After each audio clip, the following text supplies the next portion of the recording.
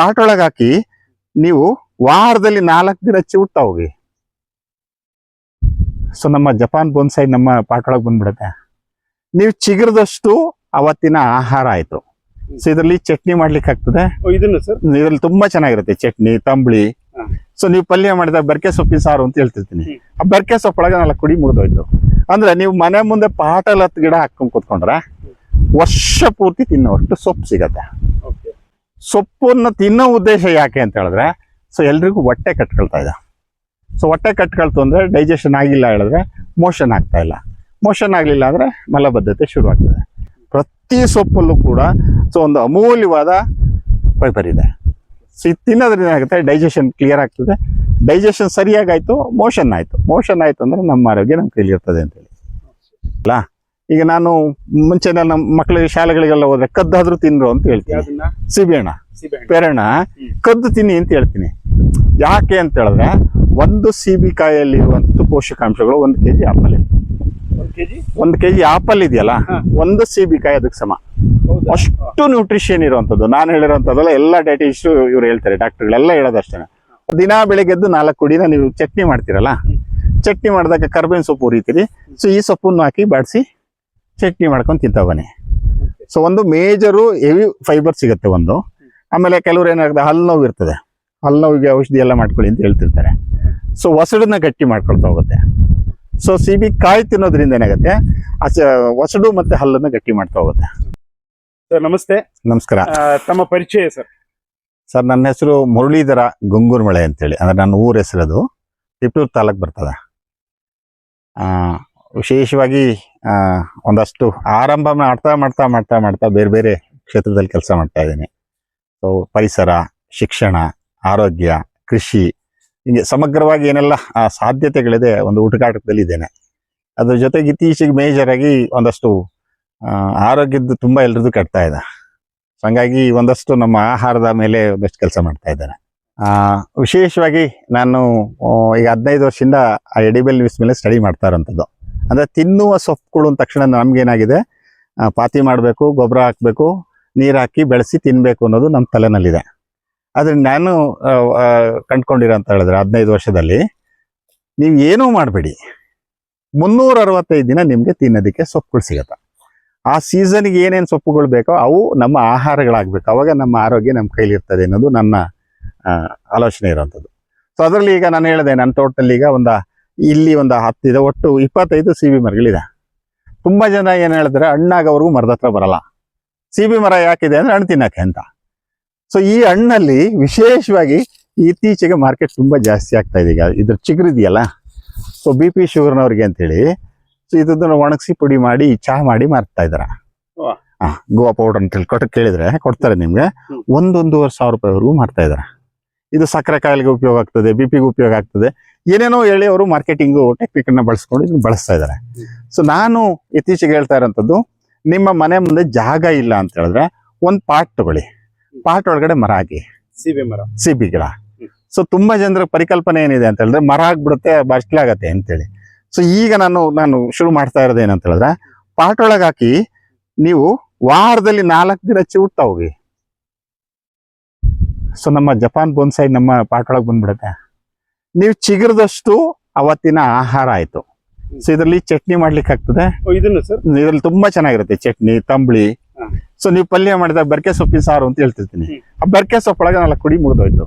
ಅಂದ್ರೆ ನೀವು ಮನೆ ಮುಂದೆ ಪಾಟಲ್ಲಿ 10 ಗಿಡ ಹಾಕೊಂಡ್ ಕೂತ್ಕೊಂಡ್ರೆ ವರ್ಷ ಪೂರ್ತಿ ತಿನ್ನೋಷ್ಟು ಸೊಪ್ಪು ಸಿಗತ್ತೆ. ಸೊಪ್ಪನ್ನು ತಿನ್ನೋ ಉದ್ದೇಶ ಯಾಕೆ ಅಂತ ಹೇಳಿದ್ರೆ, ಸೊ ಎಲ್ರಿಗೂ ಹೊಟ್ಟೆ ಕಟ್ಕೊಳ್ತಾ ಇದೆ. ಸೊ ಹೊಟ್ಟೆ ಕಟ್ಕೊಳ್ತು ಅಂದ್ರೆ ಡೈಜೆಷನ್ ಆಗಿಲ್ಲ ಹೇಳಿದ್ರೆ ಮೋಷನ್ ಆಗ್ತಾ ಇಲ್ಲ. ಮೋಷನ್ ಆಗ್ಲಿಲ್ಲ ಅಂದ್ರೆ ಮಲಬದ್ಧತೆ ಶುರು ಆಗ್ತದೆ. ಸೊ ಇತ್ತೀಚೆಗೆ ಈಗ ಮಾತ್ರೆಗಳು ಬರ್ತಾ ಇದೆ, ಫೈಬರ್ ಟ್ಯಾಬ್ಲೆಟ್ಗಳು ಕೊಡ್ತಾ ಇದ್ದಾರೆ. ಸೊ ಪಿಕಲ್ ಪೀಸ್ ಅಂತೂ ನುಂಗ್ತಾ ಇದ್ದಾರೆ ಬೆಂಗಳೂರಲ್ಲಿ ಕೆಲವರು, ಕಕ್ಕಾಸಿನ ಮಾತ್ರೆಗಳನ್ನ. ಸೊ ಈಗ ಫೈಬರ್ ಟ್ಯಾಬ್ಲೆಟ್ಗಳು, ನೀವೇನಾದ್ರು ಹೊಟ್ಟೆ ಸ್ವಲ್ಪ ಸಮಸ್ಯೆ ಇದೆ ಅಂತ ಹೋದ್ರೆ ನಿಮ್ಗೆ ಕೊಡೋದೇ ಫೈಬರ್ ಟ್ಯಾಬ್ಲೆಟ್ಗಳು. ಆ ಫೈಬರ್ ಎಲ್ಲಿಂದ ಬರ್ತದೆ? ನಮ್ಮ ತೊಪ್ಪಲುಗಳಲ್ಲಿದೆ, ನಮ್ಮ ಸೊಪ್ಪುಗಳಲ್ಲಿದೆ. ಪ್ರತಿ ಸೊಪ್ಪಲ್ಲೂ ಕೂಡ ಸೊ ಒಂದು ಅಮೂಲ್ಯವಾದ ಫೈಬರ್ ಇದೆ. ಸೊ ಇದು ತಿನ್ನೋದ್ರಿಂದ ಏನಾಗುತ್ತೆ, ಡೈಜೆಷನ್ ಕ್ಲಿಯರ್ ಆಗ್ತದೆ. ಡೈಜೆಷನ್ ಸರಿಯಾಗಾಯ್ತು, ಮೋಷನ್ ಆಯ್ತು. ಮೋಷನ್ ಆಯ್ತು ಅಂದ್ರೆ ನಮ್ಮ ಆರೋಗ್ಯ ನಮ್ಮ ಕೈಲಿ ಇರ್ತದೆ ಅಂತೇಳಿ. ಅಂದ್ರೆ ಇದ್ರಲ್ಲಿ ಅಷ್ಟು ಇದಿದೆ, ಅಷ್ಟು ಔಷಧೀಯ ಗುಣಗಳಿದೆ. ಇದು ಗೊತ್ತೇ ಇರ್ಲಿಲ್ಲ ಅನ್ಸುತ್ತೆ. ಹಾ. ಪೇರ್ಲೆ ಗಿಡದಲ್ಲಿ ಬರೀ ಹಣ್ಣಷ್ಟೇ ತಿಂದದ್ದಷ್ಟೇ ಗೊತ್ತು. ಹೌದು. ಆಮೇಲೆ ಅದ್ರ ಜೊತೆಗೆ ಹಣ್ಣಿದೆಯಲ್ಲ, ಈಗ ನಾನು ಮುಂಚೆ ನಮ್ಮ ಮಕ್ಕಳಿಗೆ ಶಾಲೆಗಳಿಗೆಲ್ಲ ಹೋದ್ರೆ ಕದ್ದಾದ್ರೂ ತಿಂದ್ರು ಅಂತ ಹೇಳ್ತೀನಿ. ಯಾವ್ದನ್ನ? ಸೀಬೆಹಣ್ಣ, ಸೀಬೆಹಣ್ಣು. ಪೇರಣ್ಣ ಕದ್ದು ತಿನ್ನಿ ಅಂತ ಹೇಳ್ತೀನಿ. ಯಾಕೆ ಅಂತ ಹೇಳಿದ್ರೆ, ಒಂದು ಸೀಬಿಕಾಯಲ್ಲಿ ಇರುವಂತ ಪೋಷಕಾಂಶಗಳು 1 kg apple, 1 kg? 1 kg apple ಇದೆಯಲ್ಲ, ಹಾ. ಒಂದು ಸೀಬಿಕಾಯಿ ಅದಕ್ಕೆ ಸಮ. ಹೌದಾ? ಅಷ್ಟು ನ್ಯೂಟ್ರಿಷನ್ ಇರುವಂತದ್ದು. ನಾನು ಹೇಳಿರುವಂತದ್ದಲ್ಲ, ಎಲ್ಲ ಡೈಟಿಸ್ಟ್ ಇವ್ರು ಹೇಳ್ತಾರೆ, ಡಾಕ್ಟರ್ಗಳೆಲ್ಲ ಹೇಳೋದಷ್ಟೇ. ಅಷ್ಟು ನ್ಯೂಟ್ರಿಷನ್ ಇದ್ರಲ್ಲಿದೆ ಅಂತೇಳಿ. Okay. ಸೊ ಇದು ತಿನ್ನೋದ್ರಿಂದ ನಮ್ಮ ಆರೋಗ್ಯ ಚೆನ್ನಾಗಿರುತ್ತೆ. ಸೊ ಹೆಲ್ತ್ ಇಂಡಸ್ಟ್ರಿ ಬೆಳೆಯಲ್ಲ ಅಂತೇಳಿ ಸೊ ಈ ಬೀಜಕ್ಕೂ ಕುತ್ತು ತಗೊಂಡ್ಬಂದಿದ್ದಾರೆ. ಇವನು ಸೀಡ್ಲೆಸ್ ಮಾಡಿ ಸೇಬು ತರ ಇಷ್ಟಿತ್ತಪ್ಪ ಹಣ್ಣು ತರ್ತಾ ಇದ್ದಾರೆ. ಈ ಹಣ್ಣೊಳಗಡೆ ಏನೂ ಇಲ್ಲ ಅದ್ರಲ್ಲಿ. ಅಂದ್ರೆ ಒಂದು ಉದ್ದೇಶ ಏನು ಅಂತ ಹೇಳಿದ್ರೆ, ಸೊ ನಮ್ಮ ಆರೋಗ್ಯ ಚೆನ್ನಾಗಿದ್ರೆ ಇಂಡಸ್ಟ್ರಿ ಬೆಳೆಯಲ್ಲ, ಹೆಲ್ತ್ ಇಂಡಸ್ಟ್ರಿ. ಹಂಗಾಗಿ ಹೆಲ್ತ್ ಇಂಡಸ್ಟ್ರಿ ಕೆಡಿಸ್ಬೇಕು ಅಂತೇಳಿ ಎಲ್ಲ ಸೀಡ್ಲೆಸ್ ಮಾಡ್ತಾ ಇದ್ದಾರೆ ನಮ್ಮನ್ನ. ನಾವು ಸೀಡ್ಲೆಸ್ ಆಗಿದೆ. ಸೊ ನಾವು ಸೀಡ್ಲೆಸ್ ಆಗೋದು ಬೇಡ ಅಂತ ಹೇಳಿದ್ರೆ, ಒಂದು ಚೂರು ನೇಚರ್ ಜೊತೆಗೆ ಬಂದ್ರೆ ಸಾಕಷ್ಟು ನಮಗೆ ಆಹಾರಗಳು ಸಿಗುತ್ತೆ. ಆ ಸೀಸನ್ ಸಿಗುತ್ತೆ, ಸೀಸನಬಲ್ ಫುಡ್ಗಳಿವೆಲ್ಲ. ಇದು ಏನೇನ್ ಮಾಡ್ಕೊಂಡು ಹಿಂಗ್ ತಿನ್ಬೋದು ಅಂತ ಏನಾದ್ರು? ಇದನ್ನ ಅದೇನು ಹೇಳಿದ್ನಲ್ಲ, ವಿಶೇಷವಾಗಿ ನಾವು ಚಹಾ ಮಾಡಿ ಕುಡಿತಾರೆ ಎಲ್ಲರೂ. ನಾನು ಚಹಾ ಮಾಡ್ಲಿಕ್ಕೆ ಕೇಳಲ್ಲ. ಸೊ ದಿನ ಬೆಳಿಗ್ಗೆದ್ದು 4 ಕುಡಿನ ನೀವು ಚಟ್ನಿ ಮಾಡ್ತೀರಲ್ಲ, ಚಟ್ನಿ ಮಾಡಿದಾಗ ಕರ್ಬೇವಿನ ಸೊಪ್ಪು ಉರಿತೀರಿ. ಸೊ ಈ ಸೊಪ್ಪನ್ನು ಹಾಕಿ ಬಾಡಿಸಿ ಚಟ್ನಿ ಮಾಡ್ಕೊಂಡು ತಿಂತ ಬನ್ನಿ. ಸೊ ಒಂದು ಮೇಜರು ಹೆವಿ ಫೈಬರ್ ಸಿಗುತ್ತೆ ಒಂದು. ಆಮೇಲೆ ಕೆಲವ್ರು ಏನಾಗುತ್ತೆ, ಹಲ್ಲು ನೋವು ಇರ್ತದೆ, ಹಲ್ಲು ನೋವಿಗೆ ಔಷಧಿ ಎಲ್ಲ ಮಾಡ್ಕೊಳ್ಳಿ ಅಂತ ಹೇಳ್ತಿರ್ತಾರೆ. ಸೊ ಒಸಡನ್ನ ಗಟ್ಟಿ ಮಾಡ್ಕೊಳ್ತಾ ಹೋಗುತ್ತೆ. ಸೊ ಸೀಬಿಕಾಯಿ ತಿನ್ನೋದ್ರಿಂದ ಏನಾಗುತ್ತೆ, ಒಸಡು ಮತ್ತೆ ಹಲ್ಲನ್ನ ಗಟ್ಟಿ ಮಾಡ್ತಾ ಹೋಗುತ್ತೆ. ಗಟ್ಟಿ ಹಣ್ಣುಗಳನ್ನ ತಿನ್ಬೇಕಾದ್ರೆ ಅದು ಈ ಗಟ್ಟಿ ಹಣ್ಣು ಸಿಗ್ತಾ ಇಲ್ಲ ನಮ್ಗೆ. ಹಲ್ಲುಗಳೆಲ್ಲ ಹೋಗ್ಬಿಟ್ಟಿದಾವ ಆಲ್ರೆಡಿ. ಅಲ್ಲ, ಹೋಗಿದೆ ಅಂದ್ರೆ ನಾವು ಸೀಡ್ಲೆಸ್ ಬಂದ್ವಲ್ಲ. ಸೊ ಹಂಗಾಗಿ ಇವು ತಿನ್ನೋದ್ರಿಂದ ಏನಾಗುತ್ತೆ, ಹಲ್ಲು ಒಸಡನ್ನ ಗಟ್ಟಿ ಮಾಡ್ತದೆ. ಮತ್ತೆ ಸಕ್ಕರೆ ಏನು ಕಾಯಿಲೆ ಹೇಳ್ತಾ ಇರ್ತಾರಲ್ಲ, ಈಗ ಸಕ್ಕರೆ ಕಾಯಿಲೆಗಳಿಗೆಲ್ಲ ಒಂದಷ್ಟು ಔಷಧಿಯಾಗಿ ಕೆಲಸ ಮಾಡ್ತದೆ. ಅಂದ್ರೆ ನಾವು ತಿನ್ನೋ ಆಹಾರನೇ ಔಷಧಿಯಾಗಿ ಕೆಲಸ ಮಾಡಬೇಕು ಅಂತ. ಸೊ ಇದು ಬಳಸ್ತಾ ಇದಾರೆ ಸರ್? ತುಂಬಾ ಜನ ಬಳಸ್ತಾ ಇದಾರೆ. ಇದ್ರ ಚಿಗುರು ಇದೆಯಲ್ಲ, ಈಗ ನೀವು ಯಾವ್ದೇ ಮಾರ್ಕೆಟ್ಗೆ ಹೋದ್ರೆ ಸಿಗುತ್ತೆ. ಈಗ ಹೌದಾ? 1,500 ರೂಪಾಯಿ ಇದೆ ಕುಡಿ. ಒಣಗಿಸಿ ಪುಡಿ ಮಾಡಿ ಇಟ್ಕೊಂಡಿದ್ದಾರೆ. ಇದ್ರ ಚಹಾ ಮಾಡಿ ಕುಡಿತಾ ಇದ್ದಾರೆ. ದೊಡ್ಡ ಇಂಡಸ್ಟ್ರಿ ಆಗಿದೆ ಈಗ. ನೀವು ಯಾವುದೇ ಮೇಳಗಳಲ್ಲಿ ಹೋದ್ರೆ, ಕೃಷಿ ಮೇಳಗಳಲ್ಲಿ ಸ್ಟಾಲ್ಗಳು ಇರ್ತದೆ. ಈಗ ನೀವು ಗಮನಿಸಿದ್ರೆ ಗೊತ್ತಾಗ್ತದೆ. ಸೊ ನಾನು ಹೇಳೋದು, ನಿಮ್ಗೆ ಪಾಟ್ ಒಳಗೆ ಇಟ್ಕೊಳ್ಳಿ, ಅದು ಚಿವುಟ್ದಂಗೆ ಏನಾಗುತ್ತೆ, ಗಿಡ ಎತ್ತರ ಬೆಳೆಯಲ್ಲ. ಸೊ ನಮ್ಗೆ ಮನೆಯಲ್ಲೇ ಬೋನ್ಸಾಯಿ ಗಿಡ ಆಯ್ತು. ಸೊ ನಾವಿರೋವರೆಗೂ ನಮ್ಮ ಆಹಾರ ಆಗ್ತದೆ ಅಂತೇಳಿ ಇದೇ ತರ ಎಲ್ಲ ಮರಗಳನ್ನೂ ಇದೇ ತರ ಮಾಡ್ತಾ ಇದ್ದೀನಿ ನಾನು.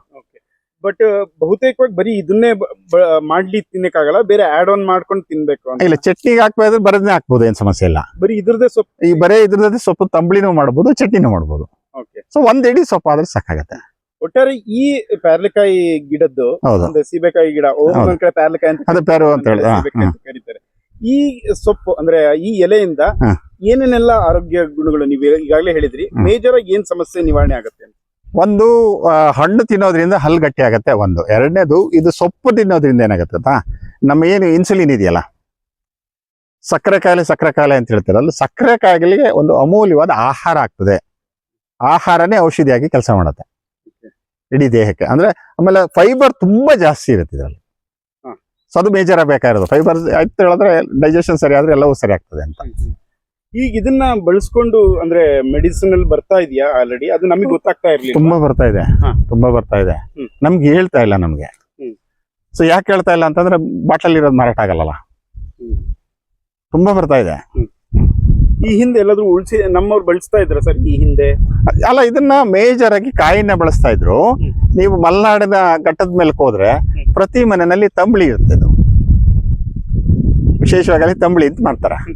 ತಂಬಳಿ ವಿಶೇಷವಾಗಿ ಇದರಲ್ಲಿ ತಂಬಳಿಗೆ ಬಳಸ್ತಾ ಇದ್ರು. ಸೊ ನಾವೇನ್ ಮಾಡಿದೆ, ನನ್ನ ಅಧ್ಯಯನ ಶುರು ಮಾಡ್ಕೊಂಡಾಗ, ಸೊ ಇವನ್ನ ಆಹಾರದಲ್ಲಿ ಯಾಕೆ ಬಳಸ್ಕೋಬಾರ್ದು ಇದನ್ನ ಅಂತೇಳಿ ಶುರು ಮಾಡ್ಕೊಂಡು ಈಗ 15 ವರ್ಷದಿಂದ ನಾವು ಬಳಸ್ತಾ ಇದ್ದೇವೆ. ಹೆಂಗ್ ಗೊತ್ತಾಯ್ತು ಸರ್ ನಿಮಗೆ ಇದು? ಅಂದ್ರೆ ನಾನು ನನ್ನ ಕಾರ್ಯಕ್ರಮ ಅಂತ ಹೇಳಿದೆ ನಿಮ್ಗೆ, ಅಜ್ಜಿಯ ಮಡಿಲು ಸೊಪ್ಪಿನ ಕಡಲು ಅಂತೇಳಿ. ಅಜ್ಜಿಯ ಮಡಿಲುಗಳನ್ನ ಹುಡುಕ್ತಾ ಹೋದೆ, ಆ ಮಡ್ಲುಗಳಲ್ಲಿ ಏನೇನು ಇಟ್ಟಿದ್ದಾರೆ ಅಂತೇಳಿ.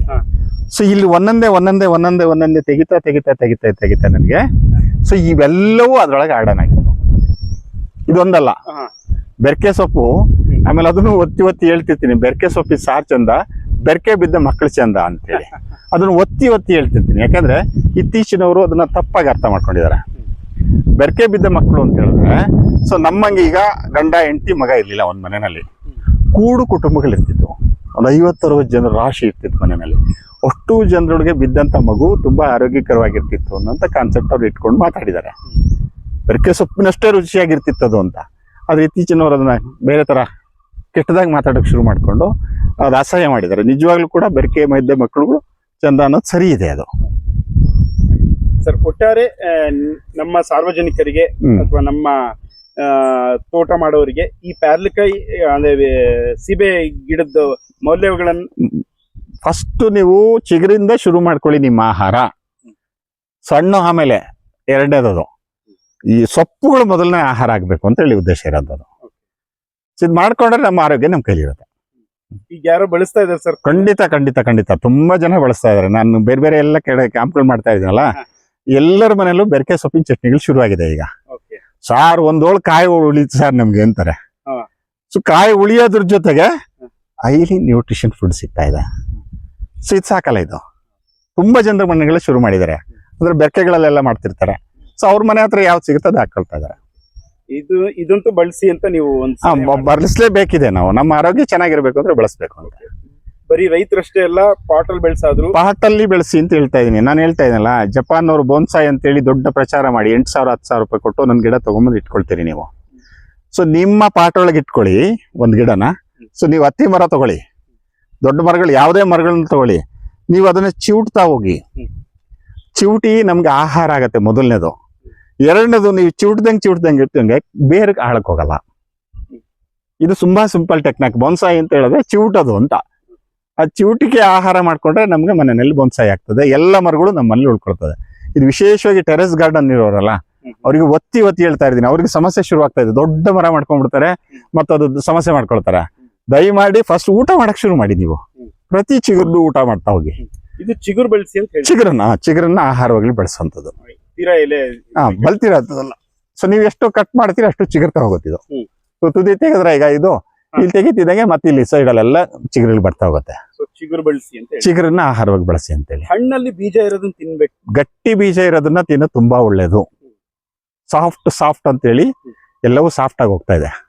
ಸೊ ಆದಷ್ಟು ಬೀಜ ಇರುವಂತ ಹಣ್ಣುಗಳು ತುಂಬಾ ಒಳ್ಳೇದು. Thank you sir. Thank you. ಗಿಡದ ಬಗ್ಗೆ ವಿಸ್ತೃತವಾಗಿ ಮಾಹಿತಿಯನ್ನು ಕೊಟ್ಟಿದ್ದೀರಾ. ಧನ್ಯವಾದಗಳು. Thank you sir. Thank you.